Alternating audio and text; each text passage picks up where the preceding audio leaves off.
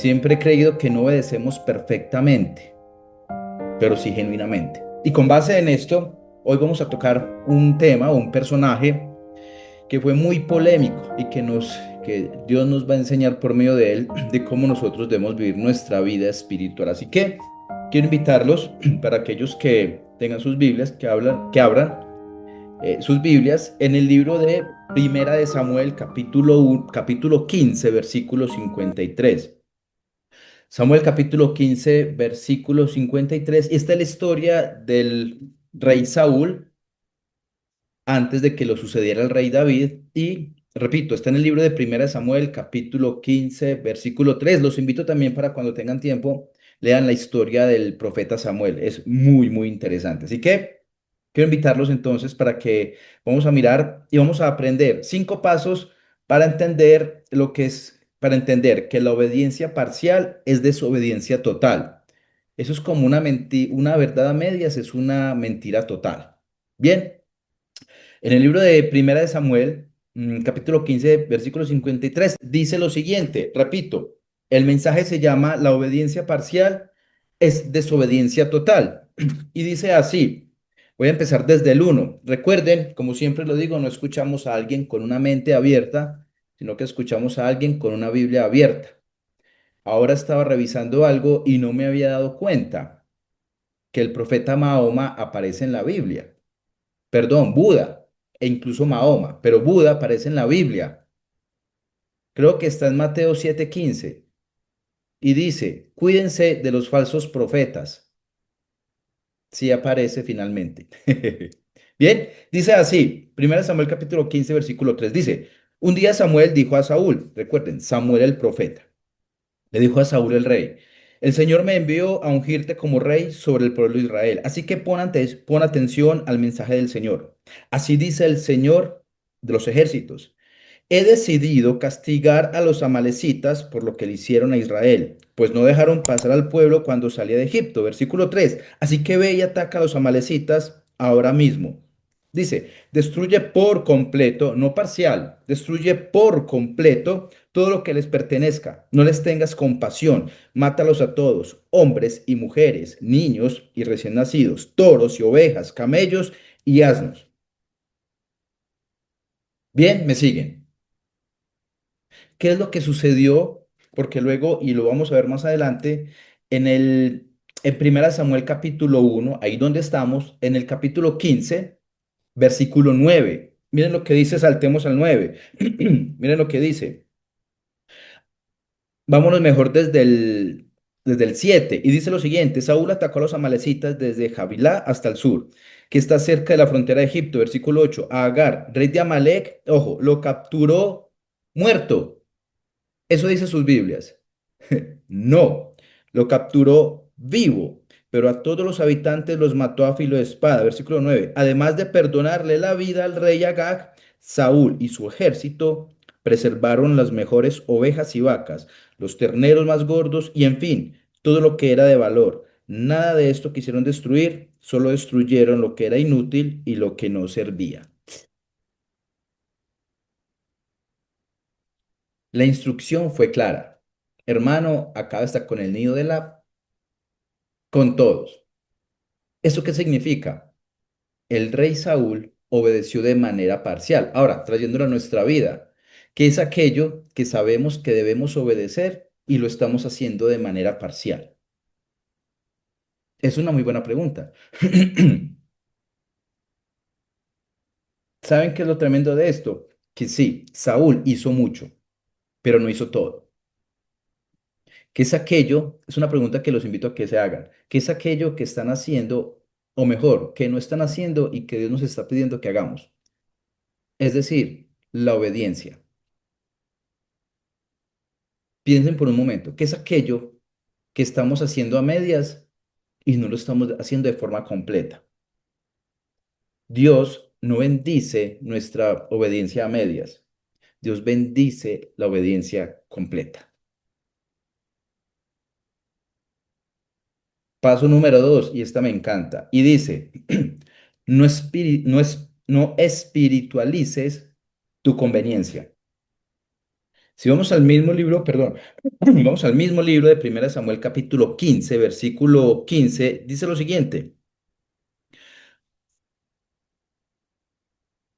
Vámonos para el 14 mejor. Dice, y entonces, ¿qué significan esos balidos de ovejas que me pareció oír? Es decir, se le acerca el profeta Samuel y le dice a Saúl, Saúl hermano, venga, yo porque estoy escuchando por acá unas ovejas. ¿Qué está pasando? Se supone que el Señor te dijo, hermano, acabe con todo. ¿Por qué tienes unas ovejas por ahí vivas? Y dice en 1 Samuel capítulo 15 versículo 15. Vamos desde el 14. Y entonces, ¿qué significan esos balidos de ovejas que me parece oír? Reclamó Samuel. ¿Y cómo es que oigo mugidos de vaca? Son las que nuestras tropas trajeron del país de Amalek, respondió Saúl. Dejaron con vida a las mejores ovejas y vacas para ofrecerlas al Señor tu Dios, pero todo lo demás lo destruimos. Es decir, no todo lo que suena, en este caso sacrificio, es obediencia. Muchas veces tendemos a justificar las cosas malas que hacemos diciendo que es para Dios o porque es algo bueno. Muchachos, lo incorrecto es incorrecto aunque todo el mundo lo esté haciendo. Y lo correcto es lo correcto aunque nadie lo haga. Entonces, como Saulito estaba justificando algo que una desobediencia mejor. El Señor le dijo, "Vea, hermano, obedezca de forma total, no de forma parcial". Y aún así, el rey Saúl, por conveniencia, estaba justificando su mal acto, diciendo que incluso eso que había hecho era para Dios. Y a veces nuestra obediencia puede ser parcial y no total. Insisto con la pregunta, ¿qué es aquello que no estoy obedeciendo de forma total y sí de forma parcial? Lo que es peor, lo estoy justificando. ¿Mm?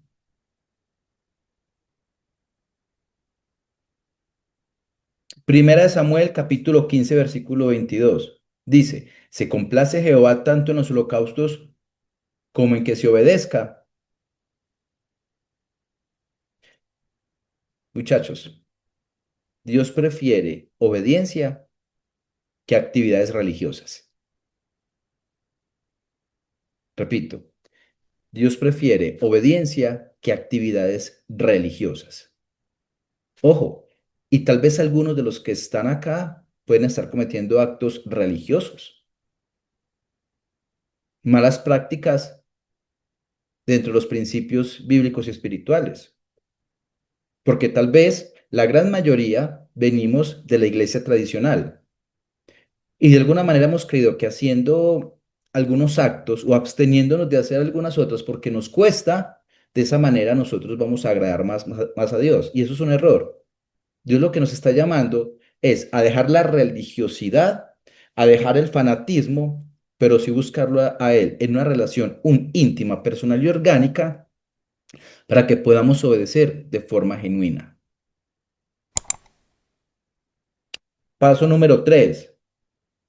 Cuando justificas, ya sabes que fallaste. Te lo repito, cuando justificas, ya sabes que fallaste.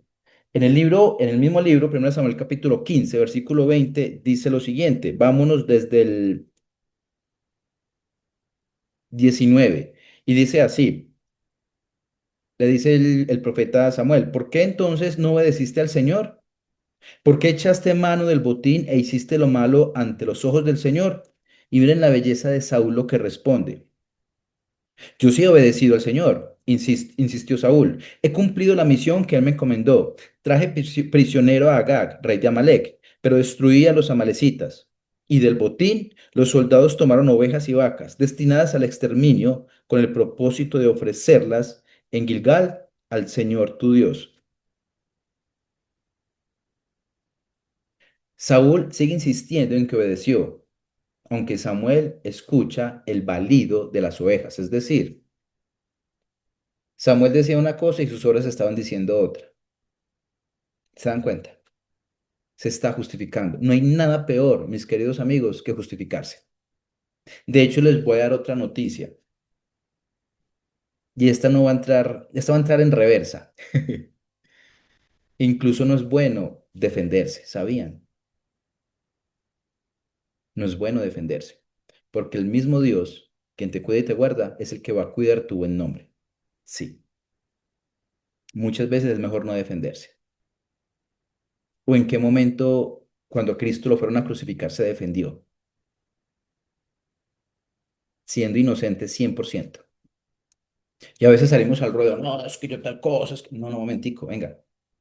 Si nosotros realmente amamos, queremos y servimos al Dios de la Biblia, sabemos que Él va a cuidar nuestro buen nombre cuando alguien lo quiere dañar. Claro, hay que ser intencionales en cuidar el buen nombre, porque el activo más importante es cuidar nuestro buen nombre. Sin embargo, cuando levanten un falso testimonio, hay una injusticia, mis queridos amigos, recuerden, de rodillas ante Dios y de pie ante el mundo. Recuerden que las batallas nosotros las ganamos de rodillas. Porque recuerden que Dios, y lo hemos dicho siempre, Dios no le da las peores batallas a sus mejores guerreros o soldados. Eso es mentiras. O sea, si tú crees que tú eres el mejor soldado que Dios tiene, estás equivocado, equivocada. Las peores batallas Dios se las da a su mejor guerrero, que es su Hijo Jesús, no a ti ni a mí. Y esa es la confianza que tenemos, como dicen las Escrituras, porque abogado tenemos para con los hombres. ¿Que quién es? Cristo Jesús.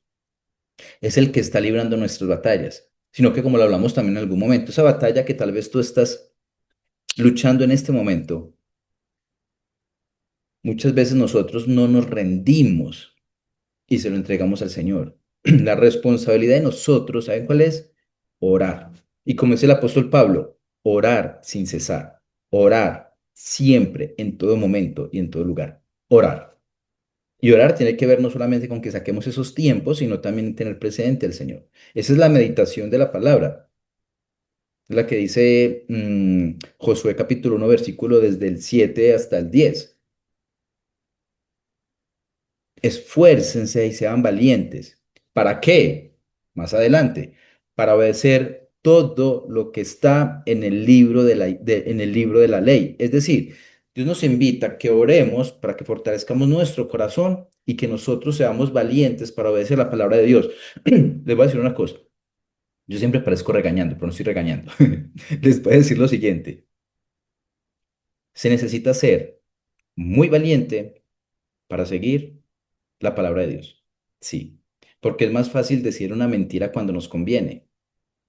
Se necesita ser muy valiente, obedecer y hacer lo correcto, aunque el mundo se caiga. Se necesita ser muy valiente.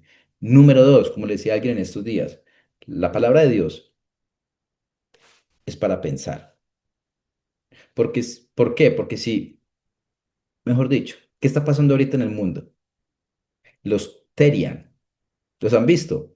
Personas que están cayendo al nivel de las bestias, que se creen, se autoperciben animales. Y lo curioso es que Terian en el Apocalipsis, Terión significa bestias. ¿Sabían eso? ¿Por qué? Porque eso es lo que está buscando, digamos, las fuerzas oscuras, Satanás, que el ser humano caiga al nivel de los animales. Porque ¿cuál es la invitación? Tener un pensamiento crítico, pensar, analizar, porque incluso hasta es una falta de sentido común. Suena Suena incluso irreal que un ser humano quiera parecerse un animal, una cosa loca, ¿no? Pero esa es la mentira del mundo. Cuando Dios nos da una imagen, que fue exactamente lo que quería hacer Satanás tentando a Jesús en el desierto. ¿Recuerdan? ¿Qué fue lo que le dijo? Ah, con que tú eres el Hijo de Dios, si es verdad. Venga, si es verdad, entonces convierta esas piedras en pan. ¿Qué estaba atacando? La identidad de Cristo, así como hoy está atacando la identidad de todos. Quiere atacar nuestra identidad. O sea, nuestra identidad quiere ser atacada. Y yo siempre he creído que una identidad sana y fuerte no es necesariamente lo que yo piense de mí mismo, que está bien, es reconocer a quién le pertenezco.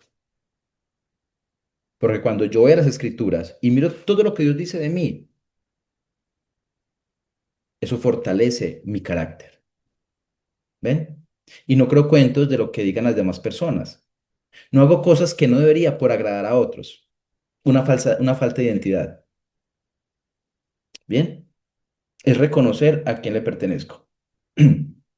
Siempre van a haber válidos. Válidos es ese sonido que hacen las ovejas, con base en el libro que estamos leyendo hoy. Siempre mejor, van a haber hechos, actos que evidencian lo que decimos y lo que no hicimos. Es decir, una disonancia cognitiva, incluso si se quiere, que muchas veces pensamos algo y decimos otra cosa. Por eso no es cierto, no es cierto que la verdad está en ti. Dios nos dice en las Escrituras que engañoso es el corazón más que todas las cosas. La fuerza está en ti. Tú tienes la verdad, porque la verdad para algunos es relativa. Y si yo baso mi vida en mis emociones, estoy ya del berraco, porque mis emociones fluctúan.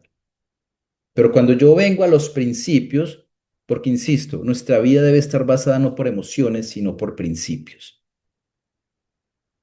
Te lo repito, nuestra vida debe estar basada no en emociones, sino en principios. Tener mucho cuidado en tomar decisiones cuando estemos muy contentos y tener mucho cuidado en tomar decisiones cuando estemos muy tristes. Y como dice el libro de Proverbios capítulo, creo que 6 versículo 13, encomienda a Jehová tus obras y tus pensamientos, no dice tus emociones, tus pensamientos serán afirmados. ¿Ven? Muchachos, este mensaje es un mensaje muy poderoso porque nos enseña a vivir. Esto es el manual de vida. Nos enseña a vivir bajo esa línea y podamos vivir con propósito, o mejor, en prosperidad. Pero ojo, la prosperidad bíblica no es que Dios nos va a dar carro, casa y beca. No. La prosperidad bíblica viene de la raíz gramatical propósito. Cuando yo vengo y me acerco a la palabra de Dios, Dios me da propósito. Y no es el propósito que tú quieres para tu vida. Primera de Juan 5:14, ¿qué dice?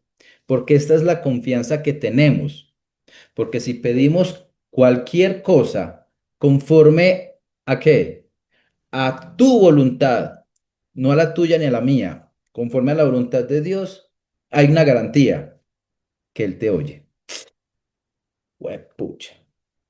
De hecho, no recuerdo el pasaje que dice, cuando oremos, creamos que le hay. Es decir, cuando nosotros oremos, debemos tener la certeza que el Señor nos está escuchando, que el Señor te está escuchando y me está escuchando. El Señor nos escucha, pero no es garantía que nos responda inmediatamente, pero nos escucha.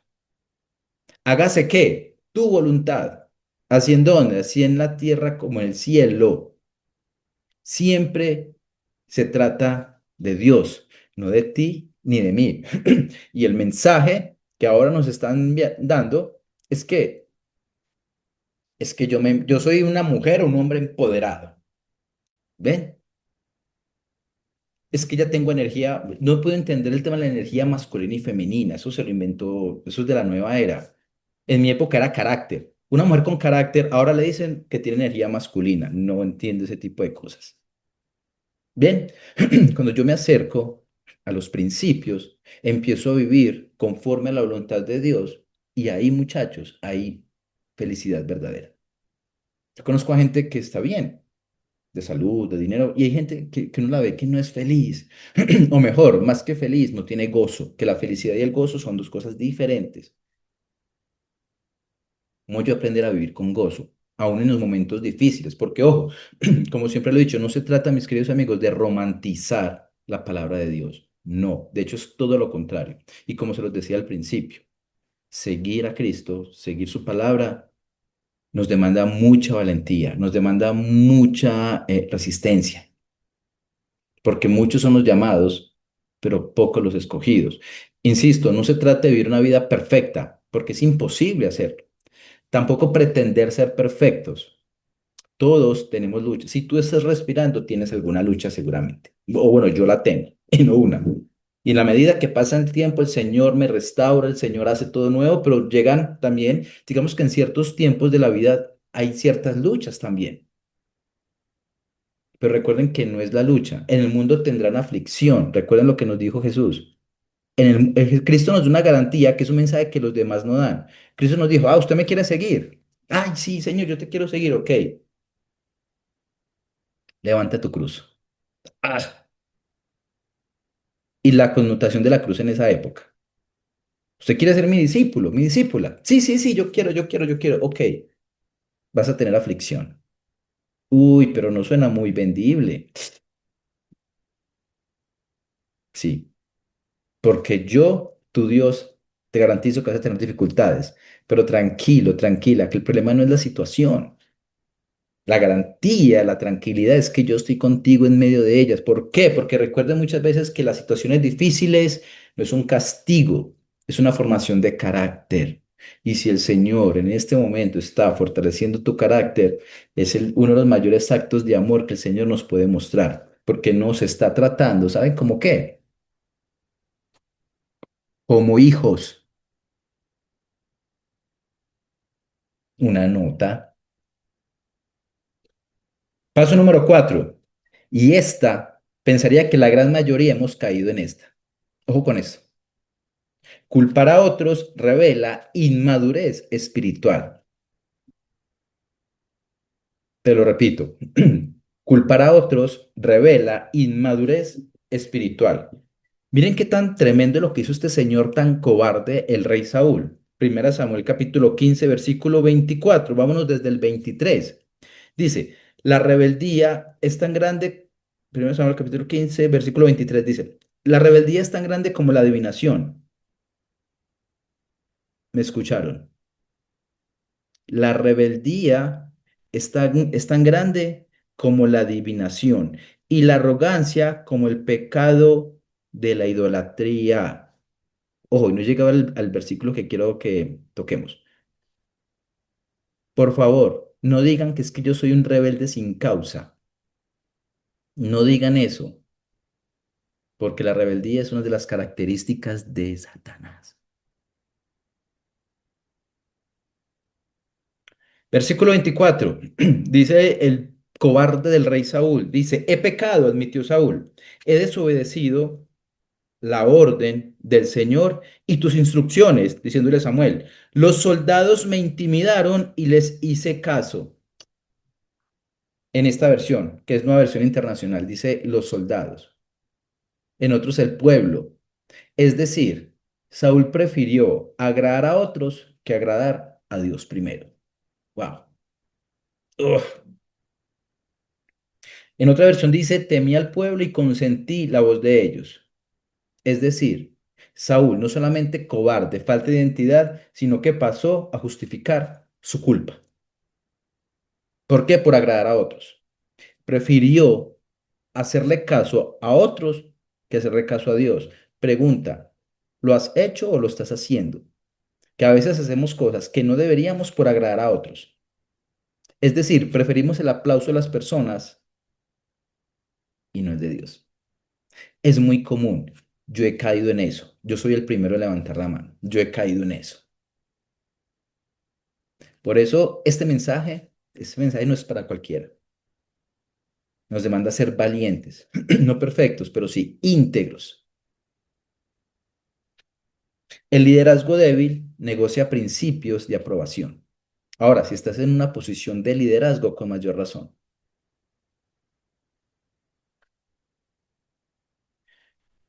Cuando tememos perder a la gente, terminamos alejándonos de Dios. Wow, te lo repito. Cuando tememos perder a la gente, terminamos alejándonos de Dios. ¿Qué fue lo que dijo Jesús cuando estaba predicando? Jesús, Jesús, mira que por allá tu mamá y tus hermanos te necesitan. ¿Y qué respondió Jesús? Mi madre y mis hermanos son aquellos que obedecen la palabra de Dios. ¡Uah! Y no es que Jesús sea un mal hijo, no, no, no, que haya sido un mal hijo o que haya sido un mal hermano, no. ¿Qué está diciendo Jesús? Mira, mi familia, además porque Jesús en ese momento ya había sido bautizado. De hecho, si ustedes notan en las escrituras, antes de que Cristo sea bautizado, María es la mamá, se refiere como la mamá. Después de que es bautizado, le dice mujer. De hecho, en el primer milagro que Jesús hizo, que fue convertir el agua en vino, que María le dijo, ay, venga, espere, espere, espere. No hay vino, tranquilo, que mi hijo les va a solucionar eso. ¿Cómo así? Es que tu hijo tiene la fábrica de licores de Antioquia. No, no, no, no, él tiene algo mejor, espérese. Entonces llegó y le dijo, Jesús, venga, venga, mi hijo, que es que aquí se acabó el vino.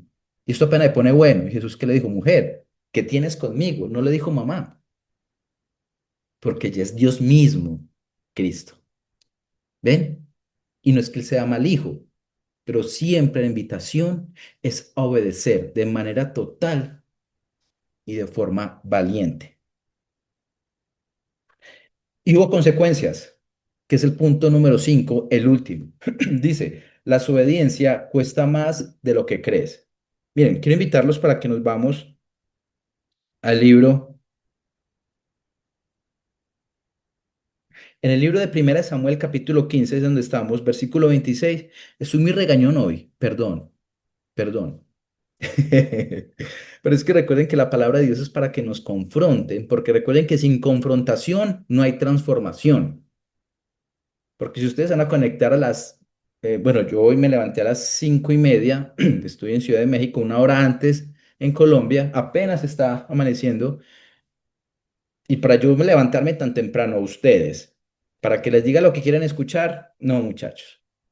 Yo creo que es mejor que vayan a los gurús que ya conocemos, que esos sí los van a animar y les van a decir que son empoderados, que tienen energía masculina, femenina, que pueden sanar el niño interior, que pueden sanar a sus ancestros, constelaciones, vamos a traer, vamos a declarar, todo eso. No, acá el Señor nos ama, sí, nos consuela, pero también nos confronta. Como dice la Escritura, es el padre que ama a su hijo, lo disciplina. Y ese es un acto de amor. Bien, vámonos para el último, que es 1 Samuel capítulo 15 versículo 26. ¿Qué dice? Dice lo siguiente. Vámonos desde el 25 mejor. Pero te ruego que perdones mi pecado. Este es el cobarde de Saúl. Te ruego que perdones mi pecado y que regreses conmigo para que yo adore al Señor. Ah, ahora sí. Ahora sí. Versículo 26. No voy a regresar contigo, respondió Samuel. Tú has rechazado la palabra del Señor y Él te ha rechazado como rey de Israel. Ah, mejor dicho, eso fue un flechazo en el corazón. Qué dolor. Qué dolor. Y vamos a hacer un salto para el capítulo 16 versículo 14. Miren lo que dice. Capítulo 16 versículo 14. Dice lo siguiente. Dice, el espíritu del Señor se apartó de Saúl y en su lugar el Señor envió un espíritu maligno para que lo atormentara. Repito, el espíritu del Señor se apartó de Saúl y en su lugar el Señor envió un espíritu maligno para que lo atormentara.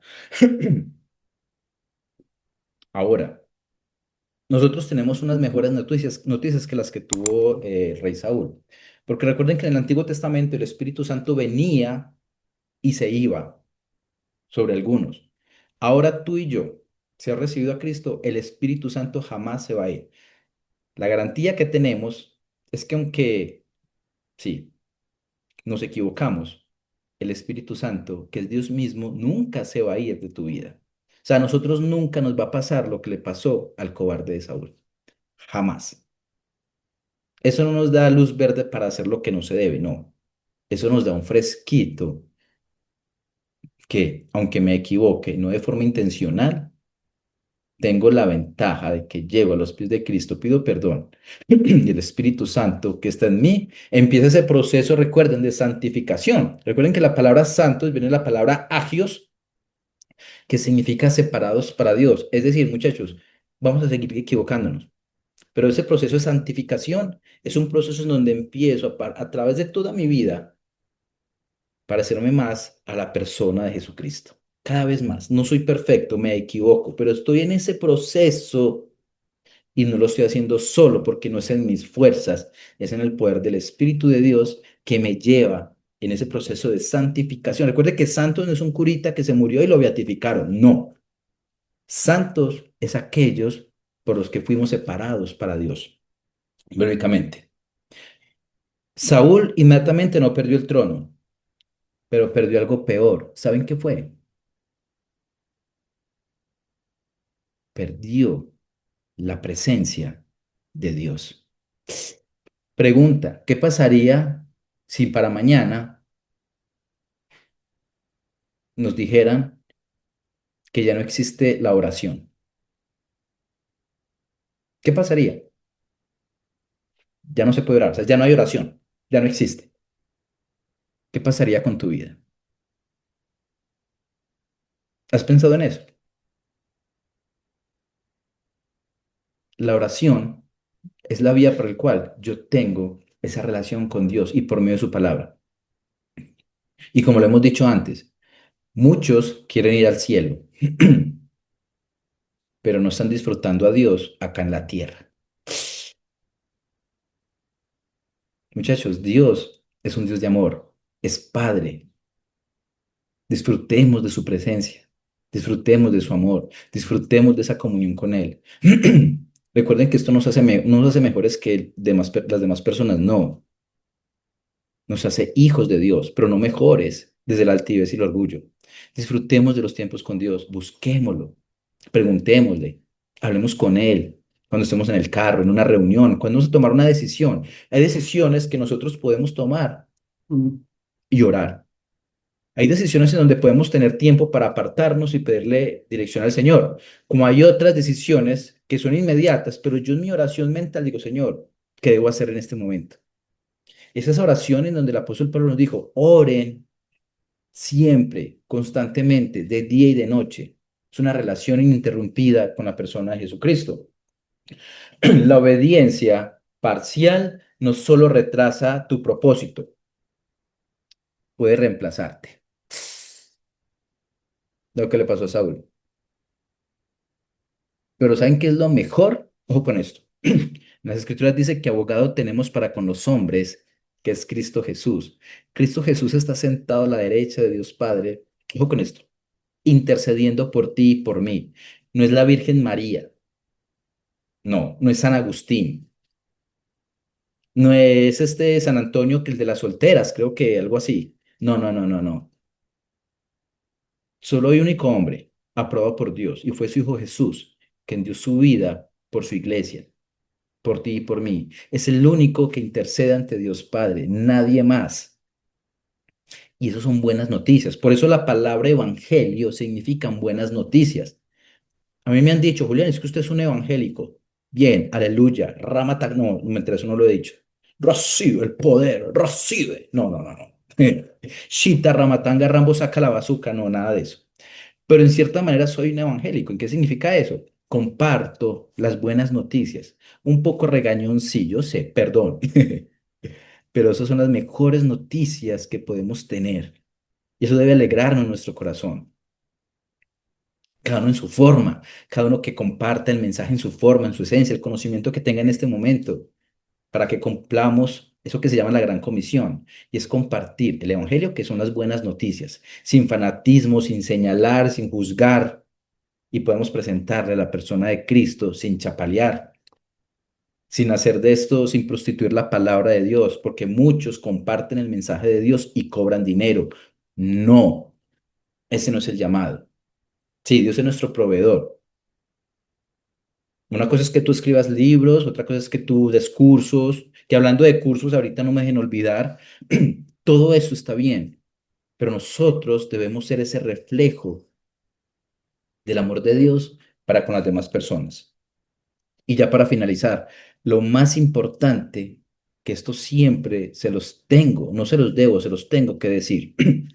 No se trata simplemente de romantizar este mensaje. Es que yo tengo a Dios en mi corazón y ya, no. Lucas 13:3. Antes, si no os arrepentís, todos perecerán igualmente. Lucas 15:7 dice, habrá más gozo en el cielo por un pecador que se arrepiente. Lucas 24:47, y eso es poderoso. Y que se predicase en su nombre, ojo, Julián, ¿cómo hago para recibir el amor cómo hago para ser hijo de Dios? Acá te tengo la clave. Lucas capítulo 24, versículo 47.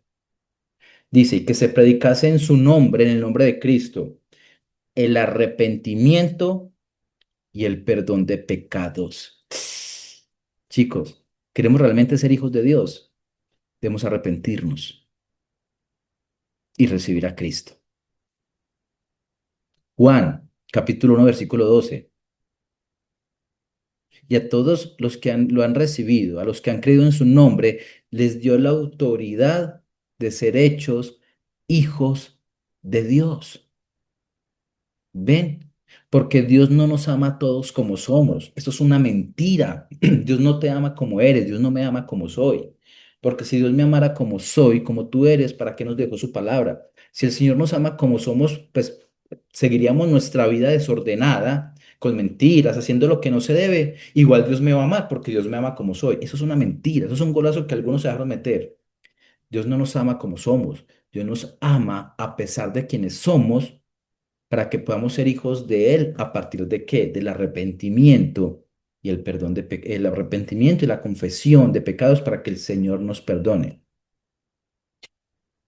De eso se trata. Y son las mejores noticias de que empiezo la semana con este mensaje que me edifica, no porque sea yo, muchachos, no. Es porque el Señor mismo nos permite conocer estas verdades, aún desde mi imperfección, como predico el Evangelio. Les pido perdón, no soy un experto y nunca lo seré. Nadie es un experto en las cosas de Dios, pero hago esto como un llamado en amor, porque me gusta compartir a las otras personas lo que Dios hizo en mí y que también lo va a hacer en otros, porque sería muy triste que el día de mañana alguien nos diga, Julián, Juanpa, Jessica, Pau, Milena, Joa, Marión, ¿por qué no me compartiste de la verdad del Hijo de Dios? ¿Por qué permitiste que mi alma se perdiera? ¿Por qué me permitiste, Julián, Paola, Marión, que tú conocías la verdad de salvación, del plan de salvación, y tú sabías que estaba creyendo mentiras de gurús de turno, que me hablaban de chakras, de Buda, de Mahoma? Tú, ¿por qué? Si sabías la verdad, ¿por qué no me compartiste? Sería muy triste.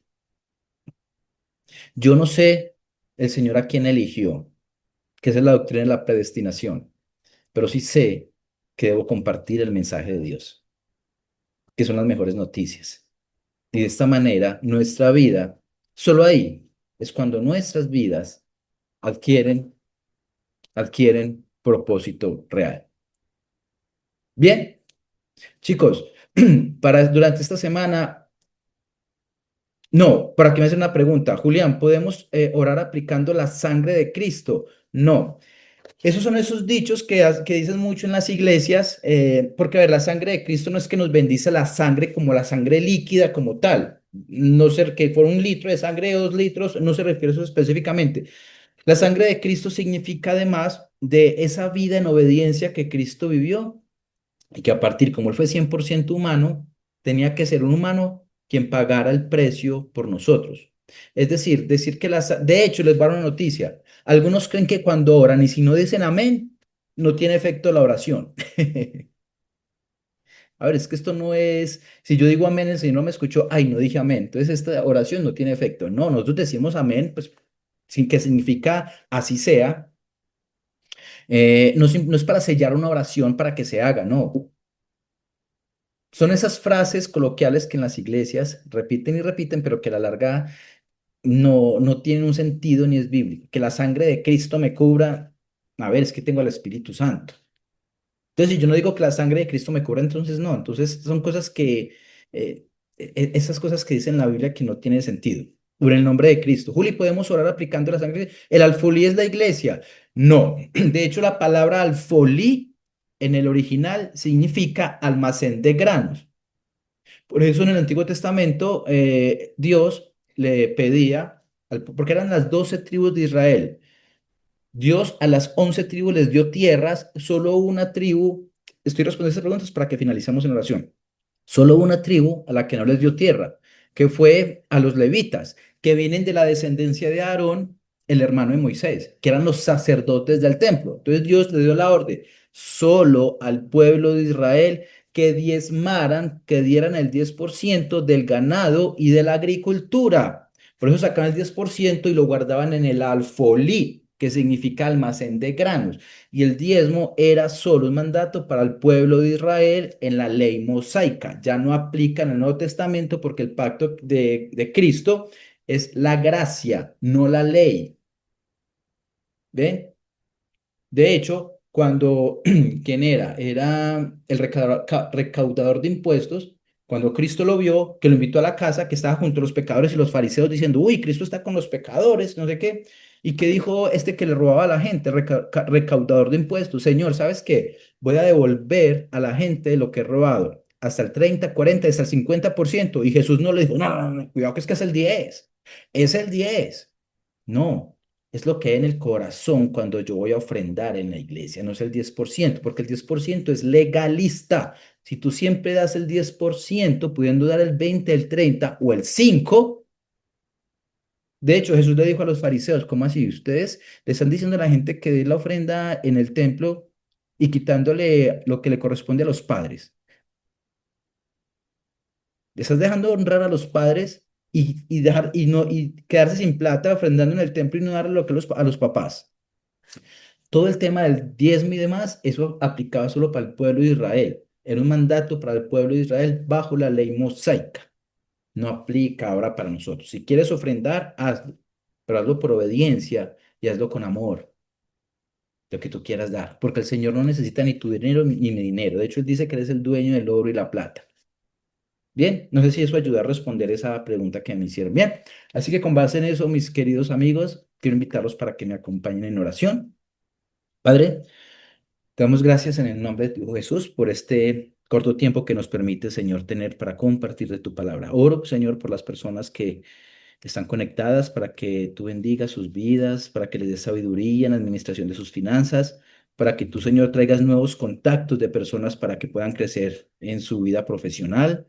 Señor, si hay alguna situación de enfermedad, yo oro para que seas tú obrando en esas situaciones, Señor, para que nos ayudes, Señor, también a arrepentirnos, a pedirte perdón y para que nos des el valor, Señor, con tu Espíritu Santo para que podamos vivir de la manera como tú quieres que nosotros vivamos. Padre, bendigo la vida de las personas que están conectadas.